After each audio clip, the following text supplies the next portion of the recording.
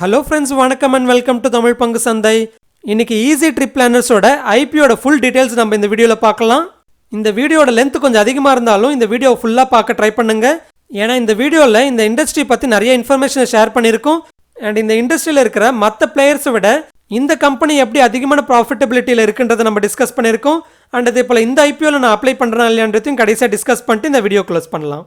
அதுக்கு முன்னாடி நீங்கள் நம்ம தமிழ் பங்கு சந்தை சேனலை சப்ஸ்கிரைப் பண்ண மறந்துருந்தீங்கன்னா கண்டிப்பாக சப்ஸ்கிரைப் பண்ணிக்கோங்க. அப்படியே பக்கத்தில் இருக்கிற பெல் ஐக்கானையும் கிளிக் பண்ணிக்கோங்க. அண்ட் நம்மளோட கண்டென்ட் உங்களுக்கு பிடிச்சதுன்னா கண்டிப்பாக லைக் பண்ணுங்கள். அண்ட் அப்படியே உங்கள் ஃப்ரெண்ட்ஸ் அண்ட் ஃபேமிலிஸ்க்கும் ஷேர் பண்ணுங்கள். அண்ட் நீங்கள் டிமெட் அக்கௌண்ட் ஓப்பன் பண்ணணும்னு நினச்சிங்கன்னா நம்ம சேனலோட ரெஃபரல் லிங்க்ஸை யூஸ் பண்ணிக்கோங்க. அப்படியே டிஸ்கிரிப்ஷனில் இருக்கிற டெலிகிராம் லிங்கை கிளிக் பண்ணி டெலிகிராம் சேனலையும் ஜாயின் பண்ணிக்கோங்க.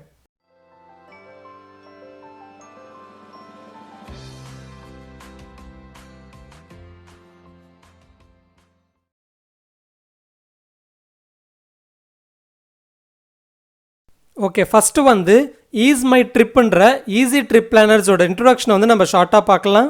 இவங்களோட கம்பெனி வந்து 2008 ஆரம்பித்தாங்க. அண்ட் இவங்கள ஆன்லைன் ட்ராவல் ஏஜென்சிஸ்ன்னு சொல்லுவாங்க. அண்ட் இவங்களோட சர்வீசஸ் பார்த்தீங்கன்னா ஆன்லைன் டிக்கெட் புக்கிங். அண்ட் இந்த சர்வீசஸை எந்தெந்த ப்ராடக்ட்ஸ்க்கு இவங்க ஆஃபர் பண்ணுறாங்கன்னு பார்த்தீங்கன்னா முக்கியமாக ஃப்ளைட்ஸ் அண்ட் அதுக்கப்புறமா ஹோட்டல்ஸ், ட்ரெயின்ஸ், பஸ், ஹாலிடே, கேப்ஸ்னு மற்ற ப்ராடக்ட்ஸ்லையும் இவங்களோட சர்வீசஸை ப்ரொவைட் பண்ணுறாங்க. ஸோ இப்படி உங்களோட வெப்சைட்லேருந்து நீங்கள் ஃப்ளைட்டை புக் பண்ணிக்கலாம், ட்ரெயினை புக் பண்ணிக்கலாம், பஸ் டிக்கெட்டை புக் பண்ணிக்கலாம், டாக்ஸிஸை புக் பண்ணிக்கலாம், அண்ட் ஈவன் ஹாலிடே பேக்கேஜஸை புக் பண்ணிக்கலாம், ஹோட்டல்ஸை புக் பண்ணிக்கலாம். அண்ட் இதையும் தாண்டி travel insurance and visa processing சர்வீசஸையும் இவங்க ப்ரொவைட் பண்ணுறாங்க. அண்ட் இந்த ஆன்லைன் ட்ராவல் சர்வீசஸை easemytrip.comன்ற அவங்களோட வெப்சைட்லேருந்து ப்ரொவைட் பண்ணுறாங்க. அண்ட் அதே போல் ஆண்ட்ராய்டு அண்ட் iOSல இருக்கிற easemytripன்ற ஆப்லேயும் அவங்களோட சர்வீசஸை ப்ரொவைட் பண்ணுறாங்க. ஓகே, எங்களோட சர்வீசஸ் வந்து நிறைய ப்ராடக்ட்ஸில் வந்து இவங்க ப்ரொவைட் பண்ணுறாங்கன்னு பார்த்தோம். அப்படி எந்தெந்த ப்ராடக்ட்டில் எந்தெந்த அளவுக்கு அவங்களுக்கு ரெவன்யூ வருதுன்றதை நம்ம இப்போ பார்க்கலாம். ஓகே, இந்த டேபிளர் காலமில் இந்த கம்பெனியோட ரெவன்யூ மிக்ஸை பற்றி நம்ம புரிஞ்சுக்கலாம். அதாவது முக்கியமாக எங்களோட ரெவன்யூ மிக்ஸ் வந்து ஏர் பேக்கேஜ், அதாவது ஃப்ளைட் புக்கிங், அண்ட் அதுக்கப்புறமா ஹோட்டல் பேக்கேஜ், அண்ட் அதுக்கப்புறம் மற்றது எல்லாத்தையும் நம்ம அதர் சர்வீசஸ்ன்னு பார்க்கலாம். ஸோ இந்த 3 சர்வீசஸ் தான் நம்மளுக்கு 3 ரோஸாக கொடுத்துருப்பாங்க.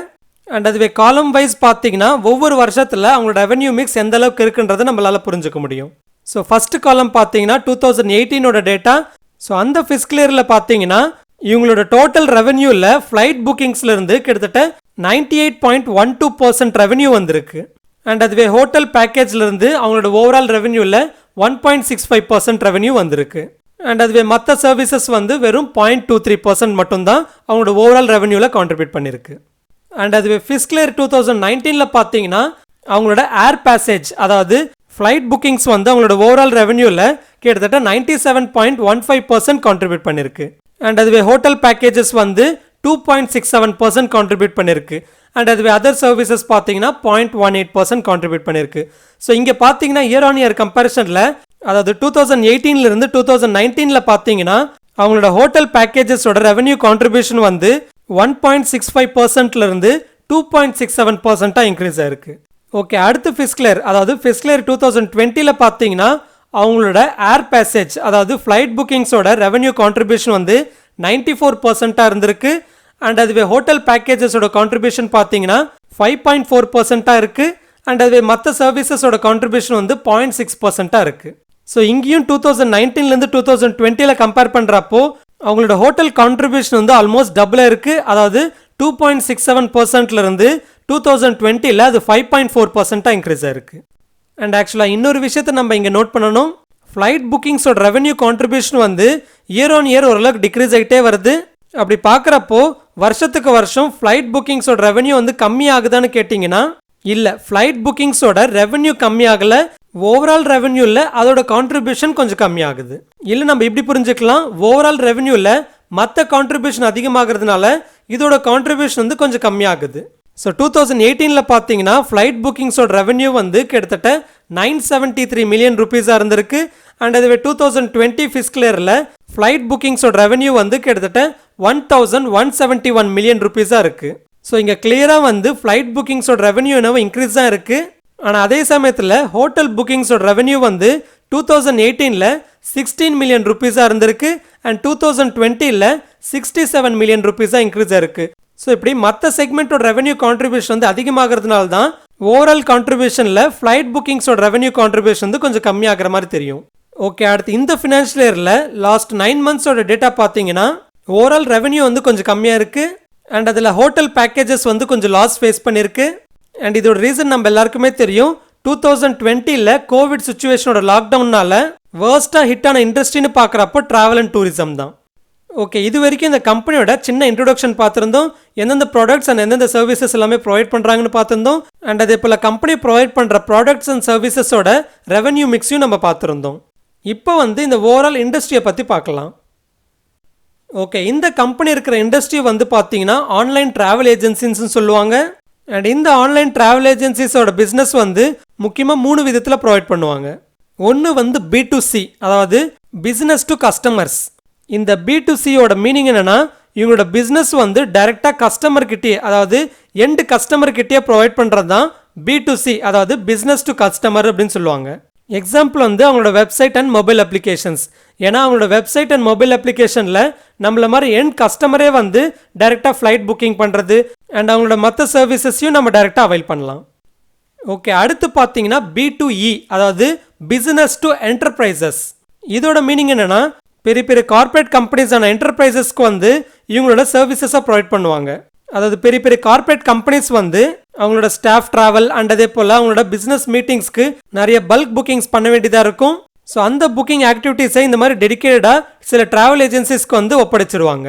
ஸோ இப்படி ட்ராவல் ஏஜென்சிஸ் வந்து அவங்களோட பிஸ்னஸஸை டைரக்ட் எண்ட் கஸ்டமருக்கு ப்ரொவைட் பண்ணுறதுக்கு பதிலாக இந்த மாதிரி பெரிய பெரிய என்டர்பிரைசஸ்க்கு ப்ரொவைட் பண்ணாங்கன்னா அதோட பேர் வந்து இந்த B2E அப்படின்னு சொல்லுவாங்க. அண்ட் அதுவே அடுத்து பார்த்தீங்கன்னா B2Bன்னு சொல்லலாம், இல்லை B2B2Cன்னு சொல்லலாம், அதாவது பிஸ்னஸ் டு கஸ்டமர். ஸோ இதோட மீனிங் பார்த்தீங்கன்னா இவங்க ஒரு ஆன்லைன் ட்ராவல் ஏஜென்சிஸ்னா இவங்க சில ட்ராவல் ஏஜென்சியோட டைப் ஆகி அந்த ட்ராவல் ஏஜென்சிஸ் வந்து கஸ்டமருக்கு பிஸ்னஸ் ப்ரொவைட் பண்ணாங்கன்னா அதோட பிஸ்னஸ் பேர் வந்து B2B2C, அதாவது பிஸ்னஸ் டு கஸ்டமர்னு சொல்லுவாங்க. அண்ட் இங்கே இருக்கிற ஸ்பிளிட்டப் பார்த்தீங்கன்னா ஓவரால் OTA இண்டஸ்ட்ரியோட ஸ்பிளிட்டப். அதாவது இது வந்து ஈஸ் மை ட்ரிப்போட ஸ்பிளிட்டப் இல்லை, இது ஓவரால் இண்டஸ்ட்ரியோட ஸ்பிளிட்டப். ஸோ அப்படி ஓவரால் இண்டஸ்ட்ரியோட ஸ்பிளிட்டப்பில் பார்த்தீங்கன்னா அதிகமான கான்ட்ரிபியூஷன் வந்து B2C ஆன பிஸ்னஸ் டு கஸ்டமர் தான் வந்து கான்ட்ரிபியூட் பண்ணுது. அண்ட் அதுவே அடுத்த கான்ட்ரிபியூஷன் வந்து பிஸ்னஸ் டு என்டர்பிரைசஸ் ப்ரொவைட் பண்ணுது. அண்ட் கடைசியாக வந்து பிஸ்னஸ் டு கஸ்டமர் வந்து ப்ரொவைட் பண்ணுது. ஓகே, அடுத்து இந்த OTA, அதாவது ஆன்லைன் ட்ராவல் ஏஜென்சிஸில் எந்தெந்த பிளேயர்ஸ் இருக்காங்க அண்ட் அவங்களோட செக்மெண்ட்ஸ் என்ன அண்ட் அவங்களோட ஆப்ரேஷனல் பர்ஃபார்மன்ஸ் என்னன்றதை நம்ம கம்பேர் பண்ணி பார்க்கலாம். ஸோ இங்கே பார்த்தீங்கன்னா OTA பிளேயர்ஸ் வந்து Cleartrip, Easy Trip Planners, make my trip and அதே போல் யாத்ரா. அண்ட் இவங்க எந்தெந்த செக்மெண்ட்ஸில் அவங்களோட சர்வீசஸை ப்ரொவைட் பண்ணுறாங்கன்னு பார்த்தீங்கன்னா கிளியர் ட்ரிப் பிரைவேட் லிமிடெட் வந்து பஸ்ஸஸ் அண்ட் கேப்ஸோட சர்வீசஸை மட்டும் ப்ரொவைட் பண்ணலை. அண்ட் கடைசியாக இருக்கிற யாத்ரா ஆன்லைன் பார்த்தீங்கன்னா கேப்ஸோட சர்வீசஸை மட்டும் ப்ரொவைட் பண்ணல, அதாவது டாக்ஸி சர்வீசஸை மட்டும் ப்ரொவைட் பண்ணலை. அண்ட் அதுவே Easy Trip Planners and make my trip பார்த்தீங்கன்னா ஆல்மோஸ்ட் எல்லா சர்வீசஸுமே ப்ரொவைட் பண்ணுறாங்க. ஓகே, அடுத்து கீழே பார்த்தீங்கன்னா ஈஸி ட்ரிப் பிளானர்ஸ் வந்து 2008 ஸ்டார்ட் பண்ணாங்க.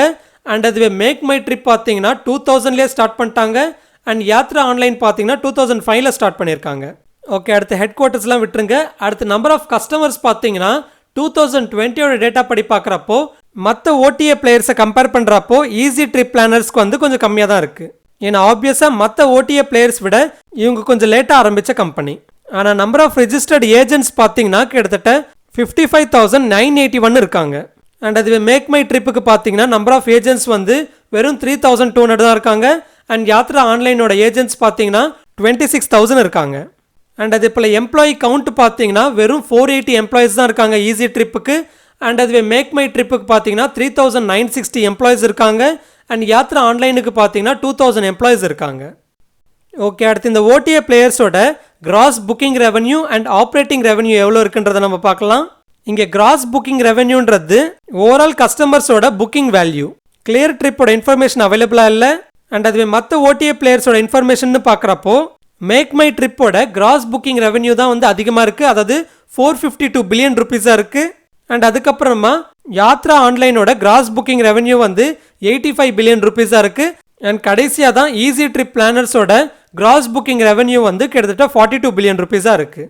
அண்ட் இந்த கிராஸ் புக்கிங் ரெவன்யூ வந்து fiscal year 2020 year on year க்ரோத்னு பார்க்குறப்போ ஈஸி ட்ரிப் பிளானர்ஸுக்கு தான் அதிகமான க்ரோத் இருக்குது. அதாவது 43% வந்து இயர் ஆன் இயர் கம்பேரிசனில் ஃபிஸ்கல் இயர் 2020 அவங்களோட கிராஸ் புக்கிங் ரெவன்யூ வந்து க்ரோ ஆயிருக்கு. அண்ட் அதுவே மேக் மை ட்ரிப்புக்கு 18% க்ரோ ஆயிருக்கு. அண்ட் அதுவே யாத்ரா ஆன்லைனுக்கு பார்த்தீங்கன்னா 23% டீக்ரோத் ஆயிருக்கு. அண்ட் இது இப்போ 2018 2020 கிராஸ் புக்கிங்கோட சிஏஜிஆர் க்ரோத்தும் பார்த்தீங்கன்னா ஈஸி ட்ரிப் பிளானர்ஸ் வந்து 47% க்ரோ இருக்கு. அண்ட் அதுவே மேக் மை ட்ரிப் வந்து 27% க்ரோ இருக்கு. அண்ட் யாத்ரா ஆன்லைன் வந்து 4% டீக்ரோத் ஆயிருக்கு. அண்ட் அடுத்து ஆப்ரேட்டிங் ரெவன்யூன்னு பார்க்குறப்போ, அதாவது இதுதான் இவங்களோட ஆக்சுவல் ரெவன்யூ, அது வந்து ஈஸி ட்ரிப் பிளானர்ஸ்க்கு 1.4 பில்லியன் ருபீஸாக இருக்குது. அண்ட் அதுவே மேக் மை ட்ரிப்புக்கு 38 பில்லியன் ருபீஸாக இருக்குது. அண்ட் யாத்ரா ஆன்லைனுக்கு 7 பில்லியன் ருபீஸாக இருக்குது. அண்ட் இந்த ஆப்ரேட்டிங் ரெவன்யூட க்ரோத்தும் பார்த்தீங்கன்னா ஃபிஸ்கல் இயர் 2020ல் ஈஸி ட்ரிப் பிளானர்ஸ்க்கு 40% க்ரோ இருக்குது, மேக் மை ட்ரிப்புக்கு 11% க்ரோ இருக்குது. அண்ட் யாத்ரா ஆன்லைனுக்கு 23% டீக்ரோத் ஆயிருக்கு. ஸோ இங்கே கிளியராக பார்த்தீங்கன்னா ரெவன்யூ எல்லாமே அப்சல்யூட் டேர்ம்ஸில் கொஞ்சம் கம்மியாக இருந்தாலும் க்ரோத் வந்து ஈஸி ட்ரிப் பிளானர்ஸ்க்கு நல்லா இருக்குது. ஓகே, அடுத்து இந்த ஓடிஏ பிளேயர்ஸோட எக்ஸ்பென்சஸ் எந்த அளவுக்கு இருக்குன்றதை நம்ம பார்க்கலாம். ஸோ எங்களோட எக்ஸ்பென்சஸ் எல்லாமே எங்களோட ஓவரால் கிராஸ் புக்கிங் ரெவன்யூவை கம்பேர் பண்ணி பார்க்குறப்போ ஃபர்ஸ்ட் வந்து எம்எஸ்பி, அதாவது மார்க்கெட்டிங் அண்ட் சேல்ஸ் ப்ரமோஷனோட எக்ஸ்பென்சஸ் பார்த்தீங்கன்னா ஈஸி ட்ரிப் பிளானர்ஸ்க்கு லோயஸ்ட்டாக இருக்குது. அதாவது அவங்களோட சேல்ஸை ப்ரமோட் பண்ணுற மாதிரி அட்வர்டைஸ்மெண்ட் அண்ட் மார்க்கெட்டிங் ரிலேட்டடான எக்ஸ்பென்சஸ் எல்லாமே மற்ற ஓடிஏ பிளேயர்ஸ் விட ஈஸி ட்ரிப் பிளானர்ஸ் வந்து கம்மியாக தான் பண்ணுறாங்க.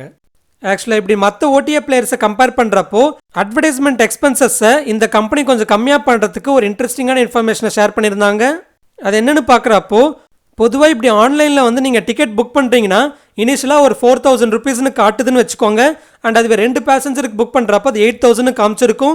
அண்ட் இப்படி 8000 காமிச்சிருந்தாலும் கடைசியாக, அதாவது பேசஞ்சர் டீட்டெயில்ஸ் அண்ட் அதே போல் சீட்டிங் இதெல்லாமே புக் பண்ண பிறகு கடைசியாக பேமெண்ட் பண்ணுறதுக்கு முன்னாடி பார்த்தீங்கன்னா most of the online travel agencies வந்து கன்வீனியன்ட் ஃபீஸ்னு ஒன்று ஆட் பண்ணியிருப்பாங்க.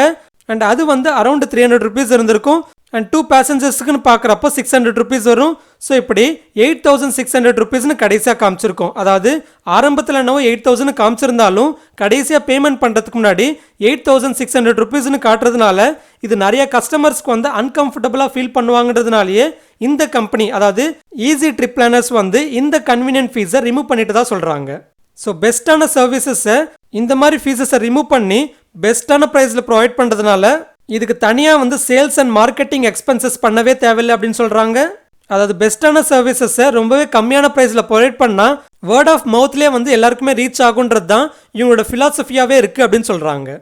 ஓகே, அடுத்து எம்ப்ளாயி எக்ஸ்பென்சஸும் பார்த்தீங்கன்னா இந்த ஈஸி ட்ரிப் பிளானர்ஸ்க்கு வந்து ரொம்பவே கம்மியாக இருக்குது. ஏன்னா நம்ம முன்னாடியே பார்த்துருந்தோம், மற்ற ஓடிஏ பிளேயர்ஸ் விட இவங்களோட எம்ப்ளாயி கவுண்ட் வந்து ரொம்பவே கம்மியாக இருக்குது. அண்ட் அதே போல் கஸ்டமர் ப்ரமோஷன் எக்ஸ்பென்சஸ்ன்னு பார்க்குறப்போ மேக் மை ட்ரிப் பண்ணுறதை விட கொஞ்சம் கம்மியாக இருக்குது. ஆனால் யாத்ரா ஆன்லைன் விட கொஞ்சம் அதிகமாக இருக்குது. அண்ட் அதர் எக்ஸ்பென்சஸ்ன்னு பார்க்குறப்போ அதுவும் வந்து இந்த ஈஸி ட்ரிப் பிளானர்ஸ்க்கு ரொம்பவே லோயஸ்ட்டாக இருக்குது. ஓகே, இந்த இண்டஸ்ட்ரியில் இருக்கிற ஓடிஏ பிளேயர்ஸோட ரெவன்யூ அண்ட் எக்ஸ்பென்சஸ் எல்லாமே நம்ம பார்த்துருந்தோம். இப்போ ஸ்பெசிஃபிக்காக இந்த ஈஸி ட்ரிப் பிளானர்ஸோட ஃபினான்ஷியல்ஸ் எப்படி இருக்குன்றதை நம்ம பார்க்கலாம். ஸோ எங்களோட டோட்டல் இன்கம் பார்த்தீங்கன்னா 2018ல் 1135 மில்லியன் ருபீஸாக இருந்திருக்கு. அண்ட் அது 2019ல் 1511 மில்லியன் ருபீஸாக இன்க்ரீஸ் ஆயிருக்கு. அண்ட் மறுபடியும் 2020ல் 1810 மில்லியன் ருபீஸாக இன்க்ரீஸ் ஆயிருக்கு. அண்ட் இந்த ஃபினான்ஷியல் இயரோட ஃபர்ஸ்ட் 9 மந்த்ஸில் 814 மில்லியன் ருபீஸாக இருக்குது. ஸோ எங்களோட டோட்டல் இன்கம் பார்த்தீங்கன்னா இயர் ஆன் இயர் நல்லாவே இன்க்ரீஸ் ஆயிருக்கு. ஆனால் இந்த லாஸ்ட் ஃபினான்ஷியல் இயரில் மட்டும் கோவிட் சுச்சுவேஷனால கொஞ்சம் இம்பாக்டாக இருக்கிறத நம்மளால் புரிஞ்சுக்க முடியுது. அண்ட் இதே போல் இவங்களோட ப்ராஃபிட் பார்த்தீங்கன்னா நல்லாவே இன்க்ரீஸ் ஆயிருக்கு. அதாவது 2018ல் 0.3 மில்லியன் ருபீஸாக இருந்திருக்கு. அண்ட் அதுவே 2019ல் 239 மில்லியன் ருபீஸாக இன்க்ரீஸ் ஆயிருக்கு. அண்ட் 2020ல் 329 மில்லியன் ருபீஸாக இன்க்ரீஸ் ஆயிருக்கு. அண்ட் ஈவன் இந்த ஃபினான்ஷியல் இயரோட ஃபர்ஸ்ட் 9 மந்த்ஸ்லேயே பார்த்தீங்கன்னா 305 மில்லியன் ருபீஸாக இருக்குது. ஸோ நெக்ஸ்ட் 3 மந்த்ஸோட ப்ராஃபிட்டும் அரௌண்ட் 30 மில்லியன்ஸ் இருந்தாலும் போன வருஷத்தோட ப்ராஃபிட்டை வந்து நல்லாவே ரீச் பண்ணிடும். ஸோ ப்ராஃபிட்டும் பார்த்தீங்கன்னா நல்லாவே இன்க்ரீஸ் ஆயிருக்கு. அண்ட் இன்னொரு விஷயம் வந்து இந்த கம்பெனி ஆரம்பித்ததுலேருந்தே ப்ராஃபிட்டபுளாக இருக்கிறதா சொல்கிறாங்க.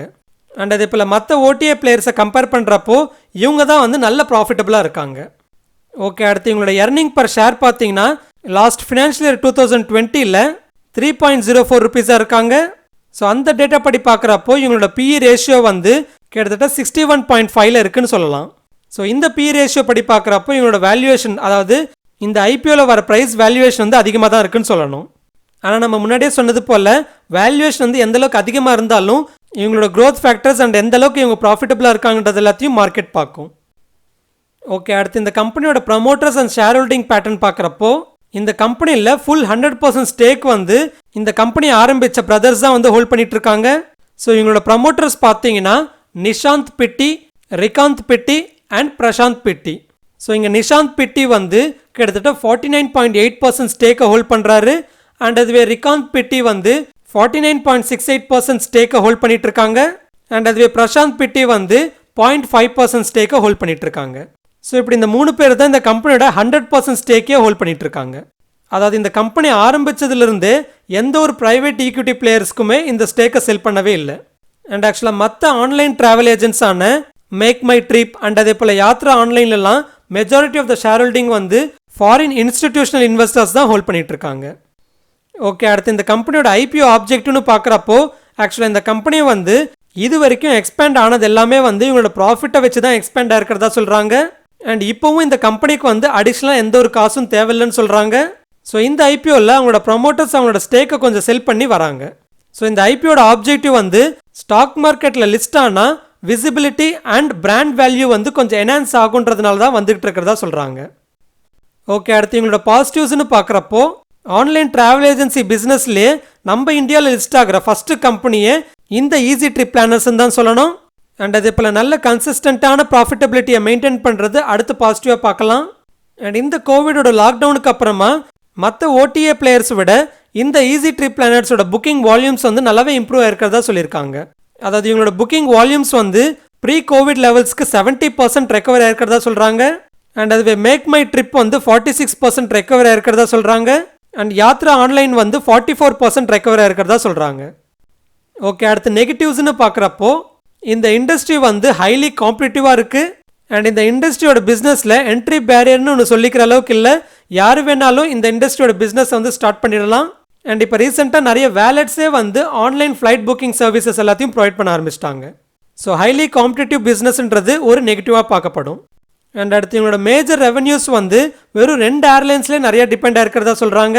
அதாவது கோ ஏர் அண்ட் ஸ்பைஸ் ஜெட்டில் தான் வந்து இவங்களோட அதிகமான ரெவன்யூஸ் வந்து டிபெண்ட் ஆயிருக்கிறதா சொல்கிறாங்க. ஸோ இது இவங்களோட அடுத்த நெகட்டிவாக பார்க்கலாம். ஓகே, அடுத்து இந்த ஐபிஓட இம்பார்ட்டன்ட் டீடைல்ஸ் அண்ட் டேட்ஸ்ன்னு பார்க்குறப்போ இந்த ஐபிஓட சப்ஸ்கிரிப்ஷன் வந்து இன்னைக்கு ஓப்பன் ஆயிருக்கு. அதாவது March 8 ஓப்பன் ஆயிருக்கு. அண்ட் இதோட சப்ஸ்கிரிப்ஷன் வந்து March 10 அதாவது வெட்னஸ்டே க்ளோஸ் ஆகும். அண்ட் எங்களோட ஃபேஸ் வேல்யூ வந்து 2 rupeesன்னு சொல்லியிருக்காங்க. ஐபிஓ ப்ரைஸ் வந்து 186லேருந்து 187 கொடுத்துருக்காங்க. அண்ட் மார்க்கெட் லாட் வந்து 80 ஷேர்ஸ். ஸோ மினிமம் நீங்கள் இதில் அப்ளை பண்ணணும்னா 80 ஷேர்ஸ் அப்ளை பண்ணி ஆகணும். அண்ட் இது போத் என்எஸ்சி அண்ட் பிஎஸ்சின்னு லிஸ்ட் ஆகுது. அண்ட் இதோட இஷ்யூ சைஸ் வந்து 510 crores. அண்ட் இந்த என்டையர் 510 crores-உமே வந்து ப்ரமோட்டர்ஸோட ஓஎஃப்எஸ் அதாவது ஆஃபர் ஃபார் செல். அண்ட் இதோட லிஸ்டிங் டேட் வந்து March 19th. ஸோ இந்த ஐபிஎல் அப்ளை பண்ணணும்னா மினிமம் 1 lot அப்ளை பண்ணணும். அதாவது 80 ஷேர்ஸ் மினிமம் அப்ளை பண்ணணும். அப்படி பார்க்குறப்போ மினிமம் 14,960 rupees ஆகும். அண்ட் இந்த ஐபிஎல்ல வந்து ரீட்டைல் கேட்டகரிக்கு 10% அலோகேட் பண்ணியிருக்காங்க. ஸோ 510 crore இஷ்யூ சைஸ்ன்றதுனால ரீட்டைல் கேட்டகரிக்கு 51 crores ரிசர்வ் பண்ணியிருக்காங்கன்னு சொல்லலாம். ஓகே, ஆல்ரெடி சொன்னது போல் இன்னைக்கு இதோட ஐபிஓ சப்ஸ்கிரிப்ஷன் வந்து ஓப்பன் ஆயிருக்கு. ஸோ ஃபர்ஸ்ட் டே வந்து எந்த அளவுக்கு சப்ஸ்கிரைப் ஆயிருக்குன்னு பார்த்தீங்கன்னா கிட்டத்தட்ட 2.33 times ஓவராக சப்ஸ்கிரைப் ஆயிருக்கு. இதில் என்ஐஎஸ் வந்து 0.15 times சப்ஸ்கிரைப் பண்ணியிருக்காங்க. ரீட்டைலர்ஸ் வந்து 12.58 times சப்ஸ்கிரைப் பண்ணியிருக்காங்க. ஓகே, அடுத்து கிரே மார்க்கெட் டிமாண்டுன்னு பார்க்குறப்போ இந்த ஐபிஓக்கு வந்து கிட்டத்தட்ட 85% to 90%க்கு கிரே மார்க்கெட் ப்ரீமியம் இருக்குது. ஸோ இன்னைக்கு டேட்டா படி பார்க்குறப்போ இதோட லிஸ்டிங் கெயின்ஸ் வந்து கிட்டத்தட்ட 85%லேருந்து 90% வரைக்கும் கொடுக்கலாம். அண்ட் நான் வந்து இந்த ஐபிஎல் அப்ளை பண்ணுறேன்னு கேட்டிங்கன்னா எஸ், லிஸ்டிங் கெயின்ஸ்க்காக அப்ளை பண்ணுறேன். அண்ட் நம்ம எப்போன்னு சொல்கிற மாதிரி தான் உங்களோட ஐபிஓ அலாட்மெண்ட் வந்து கொஞ்சம் அதிகமான ப்ராபபிலிட்டி இருக்குன்னு நினச்சிங்கன்னா உங்களோட ஃபேமிலி மெம்பர்ஸ்க்கு எல்லாருக்குமே ஒவ்வொரு டிமேட் அக்கௌண்ட் ஓப்பன் பண்ணிக்கிட்டு அந்தந்த ஒவ்வொரு டிமேட் அக்கௌண்ட்லேருந்து ஒவ்வொரு ஐபிஓ அப்ளிகேஷன் அப்ளை பண்ணுங்கள். ஸோ அப்படி 4-5 அப்ளிகேஷன் நீங்கள் அப்ளை பண்ணால் ஒரு அப்ளிகேஷனாவது அலாட் ஆகிறதுக்கு கொஞ்சம் அதிகமான ப்ராபபிலிட்டி இருக்கும். ஆனால் ஒரே பேன் கார்டுக்கு நிறைய டிமேட் அக்கௌண்ட் ஓப்பன் பண்ணி வச்சுக்கிட்டு அண்ட் அப்படி நிறைய அப்ளிகேஷன் அப்ளை பண்ணிங்கன்னா அந்த அப்ளிகேஷன் எல்லாமே ரிஜெக்ட் ஆகிடும். ஸோ ஒரு பேன் கார்டுக்கு லிங்க் ஆன ஒரு டிமேட் அக்கௌண்ட்லேருந்து ஒரு அப்ளிகேஷன் அப்ளை பண்ணுங்கள். அப்படி அதிகமான அக்கௌண்ட்லேருந்து அப்ளை பண்ணுறப்போ ஒரு அப்ளிகேஷனுக்காவது அலாட் ஆகிறதுக்கு வாய்ப்பு இருக்கும். And most of the cases allot ஆகலைன்னா யூபிஐயில் வந்து ரீஃபண்ட் ஆகிறதுக்கு கொஞ்சம் லேட் ஆகலாம். ஸோ அதனால் டேரெக்டாக நெட் பேங்கிங்லேருந்தே நீங்கள் வந்து ஐபிஓ அப்ளை பண்ணுறது பெஸ்ட்டாக இருக்கும். அண்ட் இது ரிலேட்டடாக ஃபுல் இன்ஃபர்மேஷனுக்கு நம்மளோட ஐபிஓ பிளேலிஸ்ட்டில் இருக்கிற ஃபஸ்ட்டு 2 to 3 வீடியோஸ் பாருங்கள். இதை பற்றி நிறைய டீட்டெயில்ஸை நம்ம அங்கே ஷேர் பண்ணியிருக்கோம். அண்ட் நீங்கள் புதுசாக டிமேட் அக்கௌண்ட் ஓப்பன் பண்ணணும்னு நினச்சிங்கன்னா நம்ம சேனலோட ரெஃபரல் லிங்க்ஸை யூஸ் பண்ணிக்கோங்க. அண்ட் இந்த கண்டென்ட் உங்களுக்கு பிடிச்சதுன்னா கண்டிப்பாக உங்கள் ஃப்ரெண்ட்ஸ் அண்ட் ஃபேமிலிஸ்க்கும் ஷேர் பண்ணுங்கள். ஸோ இது ஃப்ரெண்ட்ஸ் ஃபைனலி நம்ம வீடியோ ஸ்டாக் மார்க்கெட் ரிலேட்டடாக லேட்டஸ்ட் அப்டேட்ஸ் வேணும்னா டிஸ்கிரிப்ஷனில் இருக்கிற லிங்கை கிளிக் பண்ணி டெலிகிராம் சேனலில் ஜாயின் பண்ணிக்கோங்க அண்ட் இன்ஸ்டாகிராம் பேஜை ஃபாலோ பண்ணிக்கோங்க. இந்த கண்டென்ட் பிடிச்சிருந்துன்னா கண்டிப்பாக லைக் பண்ணுங்க, அப்படியே உங்கள் ஃப்ரெண்ட்ஸ் அண்ட் ஃபேமிலிஸ்க்கும் ஷேர் பண்ணுங்க. இந்த வீடியோ ரிலேட்டடாக உங்களுக்கு ஏதாவது கருத்து இருந்ததுன்னா கமெண்ட்ல சொல்லுங்க. அண்ட் நம்ம சேனலை சப்ஸ்கிரைப் பண்ண மறந்துருந்தீங்கன்னா கண்டிப்பாக சப்ஸ்கிரைப் பண்ணிக்கோங்க. இன்னொரு இன்ட்ரெஸ்டிங் வீடியோட மறுபடியும் உங்கள் முன்னாடி வரேன். அது வரைக்கும் டேக் கேர். ஜெய் ஹிந்த்.